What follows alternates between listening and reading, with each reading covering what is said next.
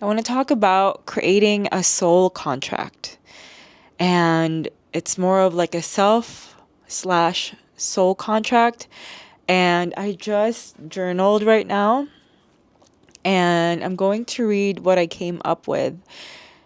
And I want to challenge you to make one for yourself, so that it's something that you could read to yourself every day for the year of 2026. Here's my beautiful journal. I actually got it from Etsy. So my self contract slash soul contract says, Dearest Ina, by the end of 2026, I want the muscle fighting against self abandonment, to be gone.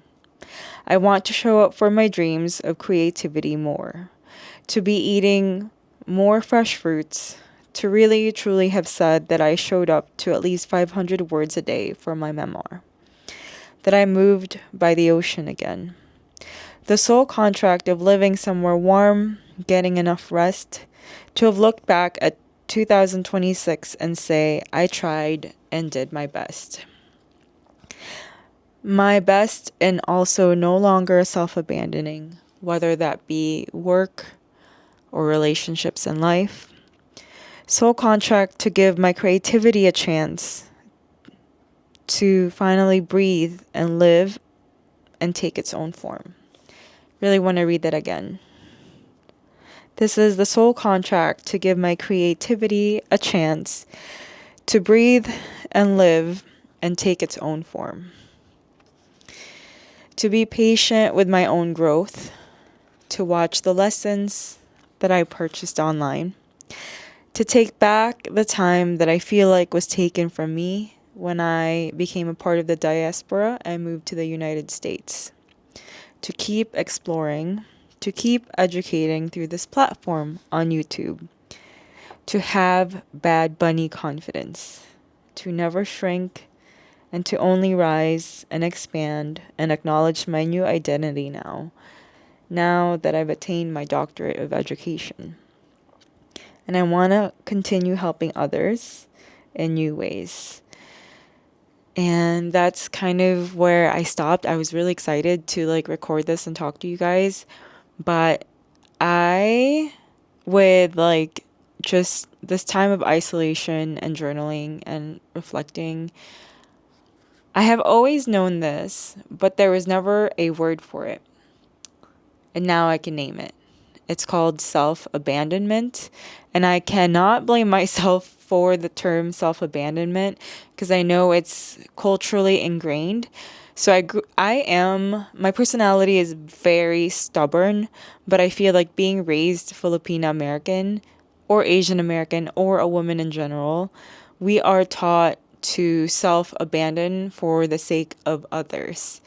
And I feel like sometimes I've done this to make others happier or more comfortable when I know in my gut that I should say something, demand more, question more. Yeah.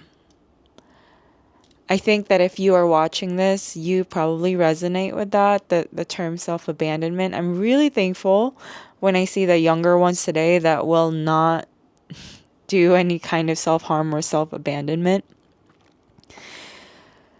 But yeah, I just feel like even being a child that was parentified, having to take care of my mom a lot, there is a form of self-abandonment, whether it's familiar terms in family and then it goes down into education. I know that pursuing higher education was my choice and my love for educating myself, but also there was a part of self-abandonment in order to pursue this dream. And I'm just gonna trust that makes sense. And I think that this year, the year of the fire horse, is finally when I'm no, stop. And I'm really thankful for that because the other part that I've been reflecting on is being 33 years old and not being able to have a child yet because of lung cancer and like the medications I'm taking, I'm having a lot of time to like finally really reflect on it. This is me leaning on to like infertility and like what are the silver linings because I can't have a child yet or ever. I'm like, wow, I really get to take this time and just kind of recondition myself into like, oh, wow, I have the time to reflect on the term self-abandonment and not doing that anymore.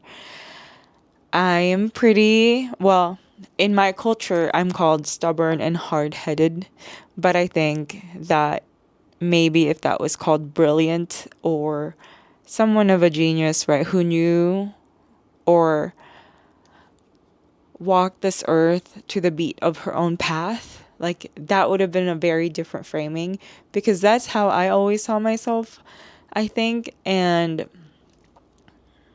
yeah. And it's even different being Filipino American, right? And then being married to like a Latino household. Like the self-abandonment is like times two. So yeah, 2026, I will not be doing that. Even as like an educator, right? How do I become an educator and how do I proceed on this journey of this noble career that I've fallen in love back in, without any sort of self-abandonment, because I just kind of want to see that life. And yesterday I also posted a video talking about you never know how good it can get, right? So this soul contract, I'm really excited because imagine I've reached this point in life with self-abandonment. Like I can't even imagine how good life is going to get when I no longer have any muscle or tendency to self-abandon in order to make other people happy. Yeah, so I'm wondering if you were able to write a soul contract, what would you write in it? I really want to challenge you to do this. I'm really inspired. I was just like watching another YouTube video of this guy who's now living in Da Nang, Vietnam, and he meditates in front of the ocean every day and reads the soul contract to himself morning and night. Like he wrote the soul contract to like kind of envision and remind himself what kind of person he aspires to be.